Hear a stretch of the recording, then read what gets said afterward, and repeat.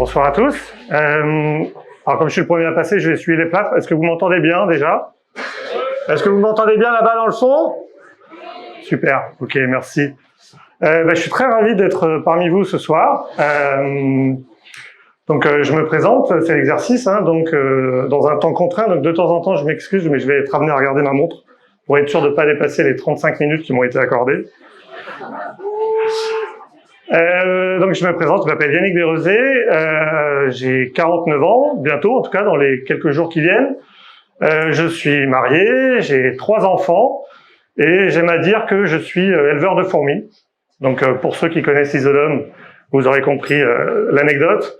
Pour les autres, donc je dirige effectivement un cabinet de conseil qui s'appelle Isodome, dont le logo est une fourmi, logo autour duquel on a créé tout un concept autour du management et de l'intelligence collective. J'y reviendrai plus après dans mon parcours. Alors quand Thomas m'a proposé d'intervenir ce soir et d'être parmi vous donc, que je remercie d'ailleurs pour la sollicitation, j'ai eu une réaction très spontanée que peut-être d'autres intervenants lors des précédentes séquences ont eu, qui était de me dire ok super, c'est flatteur, et puis je leur remercie encore une fois pour ça, mais qu'est-ce que je vais bien pouvoir leur raconter d'intéressant à tous ces gens-là, qui sont je sais pas combien ce soir. Et puis je me suis rappelé un constat que je fais quand même assez régulièrement à La Réunion, qui est que dans le monde de l'entrepreneuriat et de l'entreprise d'une manière générale, on est amené, et c'est une vraie chance, à rencontrer beaucoup de personnes, faire des chouettes rencontres, souvent des rencontres enrichissantes, et puis de se dire aussi que souvent, je sais pas si ça vous est déjà arrivé, mais de se retrouver dans tel événement de tel réseau, quelqu'un qui vous interpelle vous dit « Salut, comment tu vas ?» Ça m'est arrivé encore pas plus tard que tout à l'heure, et de me dire « C'est qui cette personne en fait ?» Et là, j'avoue que j'ai quand même développé un certain nombre d'artifices et de questions un peu ouvertes pour essayer d'aller chercher les quelques éléments de contexte qui vont m'aider à recomposer le puzzle de qui est cette personne, comment elle s'appelle et à quel moment on a été amené à se croiser et à se rencontrer. Et je pense que si on devait s'interroger sur la raison d'être des entrepreneuriales, ce serait peut-être celle-là, en tout cas c'est la proposition que je fais, de prendre ce temps un peu précieux, ce temps consacré à ce que les gens, justement, apprennent à se connaître davantage que les très rares échanges qu'on peut avoir à l'occasion de ces différents événements, où on s'échange 3 banalités, 2 actualités, sans forcément aller dans le fond de quel était ton parcours, ton expérience, ton vécu, ton ambition, ta vision, etc. Et c'est vrai que ce temps-là, il est quand même super intéressant, et je pense que c'est ce qui permet de construire durablement, en tout cas, si ce n'est des partenariats, en tout cas au moins des relations qui peuvent notamment être assez inspirantes. Et donc, je vous propose de me livrer à l'exercice, et si certains d'entre vous souhaitent aller plus loin après dans la soirée, je suis à votre disposition, n'hésitez pas à m'interpeller. Et si quand vous m'interpellez, j'ai le regard vide et que je vous dis, voilà, vous aurez compris que je fais pas forcément le lien avec l'instant ou le moment au cours duquel on s'est peut-être rencontrés récemment. Et là, je vous demanderai de m'aider à faire la relation. Donc mon parcours en quelques minutes et dans quelques faits marquants. Donc moi, je suis originaire de la région parisienne. J'ai fait toutes mes études dans l'Essonne. Alors toutes mes études, en réalité, j'en ai pas fait beaucoup. J'avoue que j'avais un petit problème avec l'école, ou c'est peut-être l'école qui avait un problème avec moi, je sais pas, mais ce format très descendant, très hiérarchique, qui fait le pari de l'individualisme. À l'époque où on parle de ChatGPT et l'intelligence collective, c'est un modèle dans lequel j'ai eu quand même beaucoup de mal à me retrouver et à me libérer aussi. Certainement le poids de la hiérarchie qui a dû jouer à ce moment-là aussi. Bon, néanmoins, j'ai quand même fait quelques études, donc j'ai fait le choix de faire un diplôme universitaire de technologie, ce qu'on appelle un BUT maintenant, je crois, sur 3 ans, d'informatique de gestion. Donc, ce qui était génial à l'époque dans ce parcours, c'est qu'on avait à la fois une formation technique autour du développement logiciel et des systèmes d'information, ce qui m'a beaucoup aidé d'ailleurs au début de mon parcours, mais aussi une vision 360 du fonctionnement d'une entreprise avec tous les composantes que ça concerne du coup, depuis la stratégie, le marketing, le commercial, la production évidemment, et puis la gestion administrative et la gestion comptable. Et au final, c'est cette culture générale qu'on a quand on sort d'un DUT et quand on sortait d'un DUT à l'époque, du monde de l'entreprise, c'est des choses qui me servent encore aujourd'hui au quotidien. Et rien que pour ça, je trouve qu'avec le recul, c'était quand même un bon choix. Ensuite, je suis passé par la case armée. Et oui, je suis d'une génération où ça existait encore. Donc, je me suis retrouvé pendant 10 mois dans l'Essonne, là encore, à Montlhéry, où j'ai découvert un concept que je connaissais pas et que j'ai complètement abandonné depuis, c'est le sport. Donc, et pourtant, j'ai conscience et voilà, que souvent j'aime à dire que le chef d'entreprise, c'est comme un athlète. Sa performance, elle dépend de tout un tas de paramètres. Et c'est vrai que la santé en fait partie, évidemment, et le sport y participe. J'ai, par choix, ou bref, plein de raisons, pas fait ce choix-là en tout cas. Et je trouve d'autres palliatifs, mais le fait est que je pense que les derniers qui m'ont vu courir je crois que je devais être habillé en kaki. Donc voilà, ça remonte à quelques années maintenant. Et donc l'armée, et puis premier job, donc chez un éditeur de logiciels à Paris, autour de ce qu'on appelait à l'époque la gestion électronique documentaire. Donc on s'intéressait finalement à l'organisation, au processus, et c'est à ce moment-là que je suis tombé dans la marmite des processus et des systèmes de management marmite dans laquelle je suis encore aujourd'hui, puisque ça fait partie intégrante, entre autres, de l'offre d'Isolum, et qui est un sujet qui a l'avantage de vous faire côtoyer tout un tas de personnes dans les organisations, qu'elles soient publiques, privées, de toute taille, et surtout d'avoir accès à ce que j'appelle les décideurs, mais en tout cas à un niveau de responsabilité qui est quand même super intéressant et très enrichissant, là encore dans le public, dans le privé, et autant de projets et d'expériences qui finalement aussi m'ont permis de m'enrichir moi à titre personnel. Donc j'ai fait ça pendant quelques années, et puis avant que je rencontre ma future épouse, qui était en vacances chez son frère à Toulouse. Je crois qu'il y a un Toulousain qui intervient juste après. Enfin, en tout cas, quelqu'un du Pays Basque, mais qui a joué à Toulouse. Et donc, qui était une réunionnaise, qui était en vacances chez son frère à Toulouse. Et je trouvais que moi aussi, j'étais en vacances chez ma sœur à Toulouse. Bon, il faut dire qu'en fait, son frère, c'est le mari de ma sœur. Donc, je vous laisse 3 secondes pour conceptualiser le truc. Je pense que vous avez chopé. Voilà, donc on s'est quitté, donc on s'est vu pendant les vacances, on s'est quitté quelques mois, puis elle est venue s'installer en métropole ensuite. J'habitais à Paris à l'époque, et tous les ans on venait en vacances, bien déterminé que j'étais suite à cette rencontre et à la découverte de l'île, de me dire que ma destinée était de venir m'installer ici, si ce n'est définitivement, en tout cas durablement.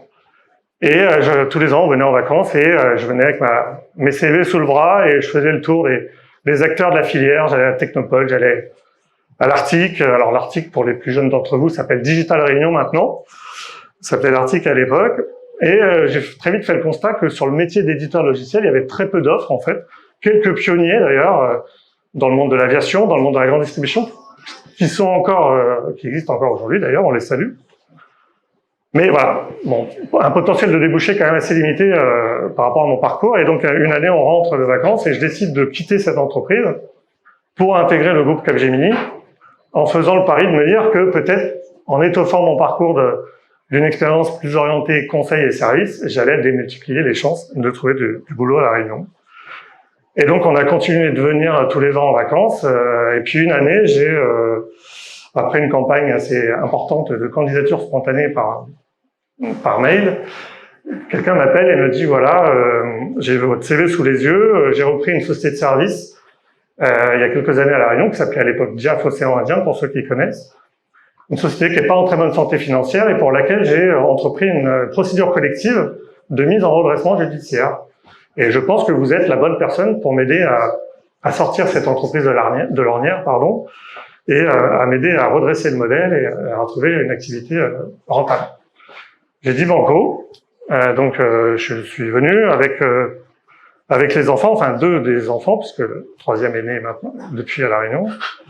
Et on arrive fin 2005, début 2006 à La Réunion, et là, tout un tas d'épreuves personnelles et contextuelles qui, avec le recul, je prends comme autant d'épreuves qui m'ont testé, ou en tout cas qui ont testé notre détermination à réellement vouloir venir s'installer à La Réunion.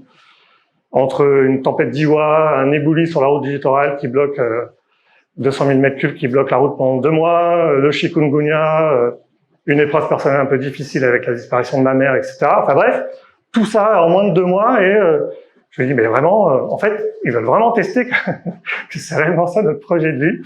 Bref, on passe toutes ces épreuves, et puis au fil des années, enfin quelques années, j'arrive à finalement redresser cette boîte. Et il se trouve que en parallèle, une société avait été créée qui s'appelait Isodom, notamment par Manuel Varlop, que certains d'entre vous connaissent peut-être, avec qui que je connaissais très bien et avec qui on bossait déjà à l'époque à l'Arctique, au sein d'une commission qui s'appelait la commission qualité, et où, avec le recul, on avait eu l'idée d'un label RSE et d'un label numérique responsable. Comme quoi, finalement, il y a des petites idées qui arrivent à cheminer et à faire leur petit bonhomme de chemin. Donc je redresse cette boîte et puis je vais voir le gérant de l'époque en lui disant « Bon ben voilà, moi je pense que j'ai fait le boulot, maintenant c'est mon tour ». Et là, il me fait une proposition de me vendre des parts tout en restant minoritaire et à un prix inacceptable, où j'avais un peu le sentiment de racheter la propre valeur que j'avais contribué à recréer. Et donc j'ai dit bah désolé, ça va pas être pour moi. Et ce matin même, je me souviens, j'étais à une séquence organisée par le MEDEF Réunion, qui était à l'époque présidée par François Caillé. Je me retrouve assis à côté de Manu, qui me voit, qui me dit « T'as une tête bizarre ce matin ». Donc je lui raconte mes malheurs, et il me dit « Il faut qu'on se parle ». Voilà. Et donc l'aventure Isodom a commencé à ce moment-là. À cette époque, Isodom intervenait essentiellement sur la partie processus, système de management et référentiel normatif, et il y avait tout un enjeu autour du développement de l'activité système d'information. Donc j'ai pris en main ce projet, ce chantier. S'en est suivi tout un tas d'expériences et de séquences un peu que je qualifierais de formatrices les unes et les autres. Si je pioche comme ça, aléatoirement, il me revient la création de l'agence de Maurice, où on arrive en mode terrain conquis, on a une offre blindée, on va inonder le marché de nos savoir-faire, etc. Bon, évidemment, vous aurez compris que ça se passe pas tout à fait comme ça quand on explore un nouveau territoire. Donc on est passé par des étapes très compliquées, on a appris beaucoup de choses. Pour autant, l'agence existe toujours et d'ailleurs elle se porte plutôt très bien, ce qui est en soi une bonne nouvelle. Et puis on a eu l'opportunité de racheter une activité basée en métropole à Lyon, d'édition de logiciels, qui aujourd'hui s'appelle Pixfor, qu'on a racheté en partenariat avec une société canadienne basée à Montréal. Donc on a racheté 50-50 les actifs de cette boîte qui n'était pas en très bonne santé, avec l'ambition d'en faire pivoter le modèle, à la fois d'un point de vue industriel, mais aussi commercial et fonctionnel, et donc réécrire complètement le produit et l'enrichir de nouveaux modules. Donc Edouard, qui était le partenaire canadien, est venu s'installer à Lyon pour opérer ce virage. Et puis on a financé cette activité sur fonds propres pendant quelques années avant de toucher du doigt la limite qui était la nôtre, hein, de financement sur fonds propres, et on a eu la bonne idée, je vais dire avec le recul, mais en tout cas sur le moment, de lever des fonds. Et donc on a réussi à constituer un pool d'investisseurs réunionnais, et on a levé 3 millions d'euros pour soutenir ce pivot, cette transition, accompagner la roadmap, et puis continuer de réécrire complètement le produit. Et là, on s'est retrouvé dans la situation, comment dire ça simplement, un peu, vous voyez, alors moi je suis, certains le savent, supporter du Paris Saint-Germain depuis mon plus jeune âge, à l'époque même où le conseil général de l'Essonne nous offrait des places pour remplir le parc, parce que l'enceinte était vide, voilà, parce que l'équipe n'était pas très performante. Et donc on se retrouve dans la position des Qataris, qui rachètent le Paris Saint-Germain et qui se retrouvent avec des moyens assez significatifs, en l'occurrence notre levée de fonds, et qui ont la nécessité de monter une équipe performante. Chose qu'on n'a évidemment pas très bien réussi à faire. On pensait qu'en additionnant une somme d'individualité, on allait créer une équipe, et dans la réalité du management, évidemment, ça se passe pas comme ça. Et donc on a cramé beaucoup de cash, essentiellement de la masse salariale, les mois passent très vite. Et on s'est très vite retrouvé dans l'impasse, à 10 jours près ne pas pouvoir faire les salaires. Et par ailleurs, une gouvernance entre nous et une relation entre les associés qui était assez compliquée. J'aime apprendre l'image, je ne sais pas si vous la visualisez, des trois petits singes, celui qui se bouche les yeux, celui qui se cache les oreilles. Voilà, c'était un peu notre relation à nous, c'est-à-dire sous une fausse bienveillance, on s'interdisait de se dire les choses pour préserver une relation amicale. On mettait sous le tapis les sujets compliqués, on procrastinait les décisions, et en gros, on allait dans le mur, parce que quand la gouvernance fonctionne comme ça, ou plutôt dysfonctionne de cette manière-là, et ben finalement, c'est toute l'entreprise et tout l'équilibre de l'entreprise qui en pâtit. Et donc, voilà, à ce stade-là, c'est vrai qu'on a vécu une période compliquée, on était tous un peu perdus dans nos rôles. Manu a décidé de quitter le groupe. Il s'est lancé dans l'aventure entrepreneuriale de nouveau aussi de son côté. Et on a repris la gouvernance avec Édouard, avec une stratégie, un objectif qui était de revenir à ce qu'on appelle les fondamentaux chez nous. Entre nous, on dit gestion de bons pères de famille. Mais globalement, c'est back to basic, pilotage de la trésor court terme, anticipation des moyens à moyen terme, justement, et puis projection de la vision et de l'ambition à long terme. Chose qu'on a faite tout au long de ces années, jusqu'à 2020 et ce fameux Covid qui nous est tous tombé sur la tête, et qui pour nous a été une étape, je qualifierais de fondatrice, dans le sens où déjà elle a validé notre modèle, à savoir, c'est souvent en gestion de crise qu'il faut avoir un pilotage resserré et une gestion fine des activités de la trésorerie, ce qui était notre cas. Et puis, j'en remercie les équipes, cette capacité qu'on a eue à pivoter du jour au lendemain en mode hyper flexible. Il faut dire que la pratique de télétravail est dans l'ADN d'Isodome chez nous, puisque on réalise notre bilan carbone tous les ans depuis toujours, et que c'est le plus gros impact qu'on ait, les déplacements. Donc, on suit ça de près, et donc c'est tout naturellement qu'on est passé en mode flexible à ce moment-là. Pour autant, on restait avec cette impasse de cash qui était la sortie des investisseurs.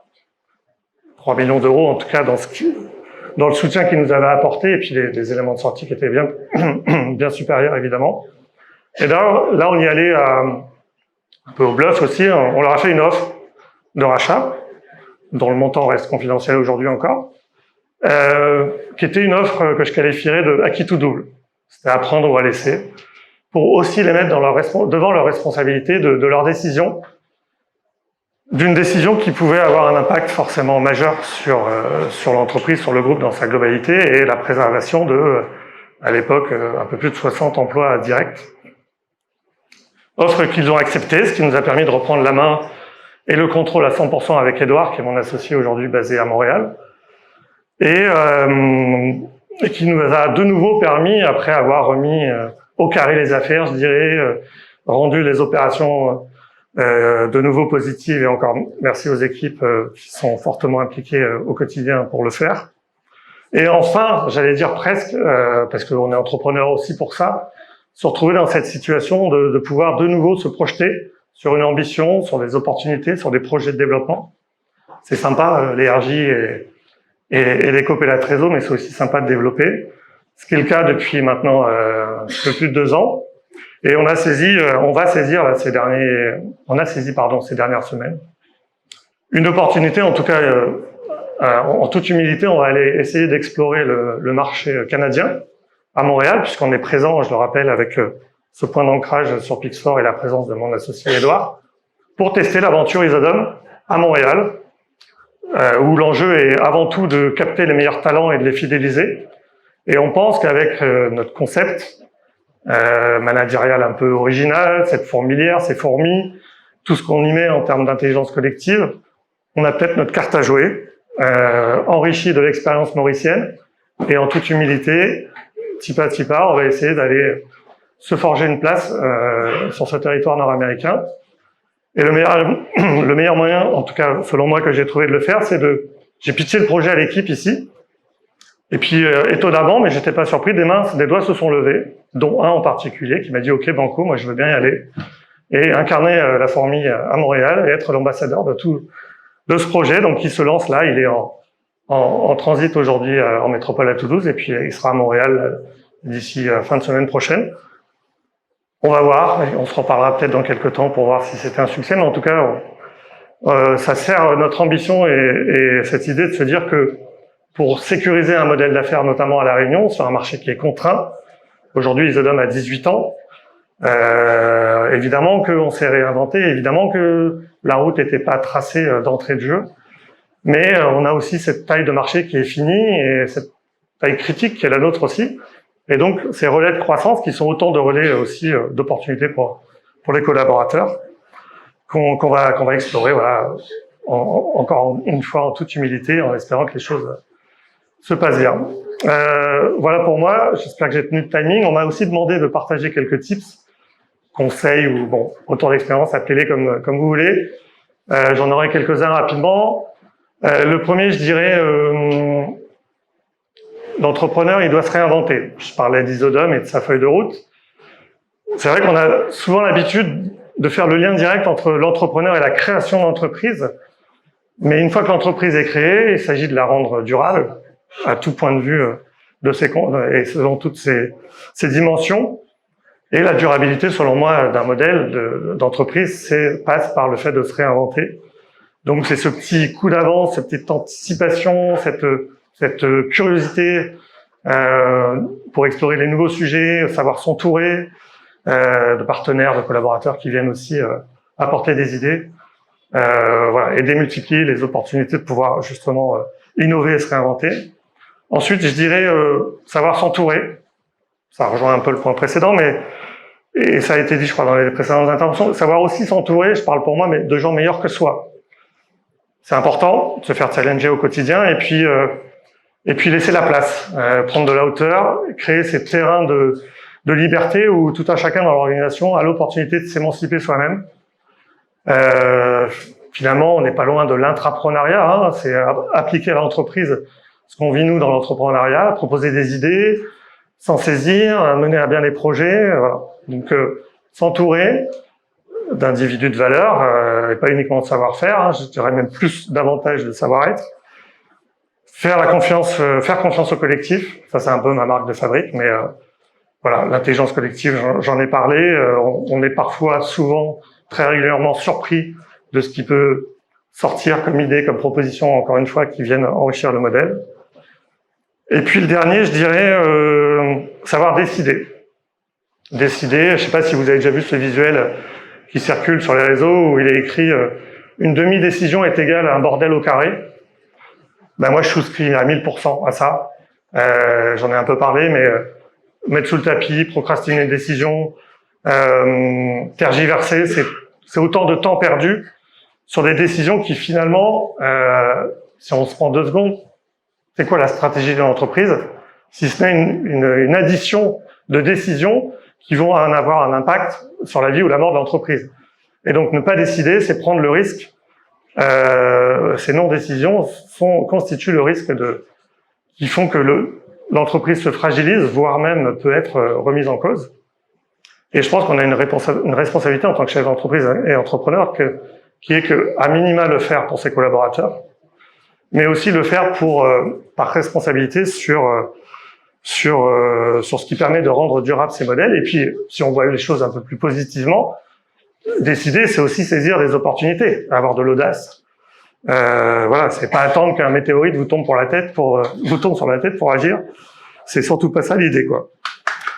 Merci pour Et voilà, donc en conclusion, je dirais garder quand même cette audace, ce petit grain de folie et cette ambition. C'est important au quotidien d'être vigilant sur le fonctionnement de l'entreprise, mais c'est aussi important d'anticiper là encore le coup d'après. Et donc vous l'avez compris, je suis supporter du Paris Saint-Germain. Un petit clin d'œil d'ailleurs à Sergio Rico qui vit une période un peu difficile. Et si je devais me projeter sur un rêve, certains diraient rêver plus grand, je dirais peut-être que mon doux rêve, ce serait un jour de gagner la Ligue des Champions. Merci de votre attention, bonne soirée à tous.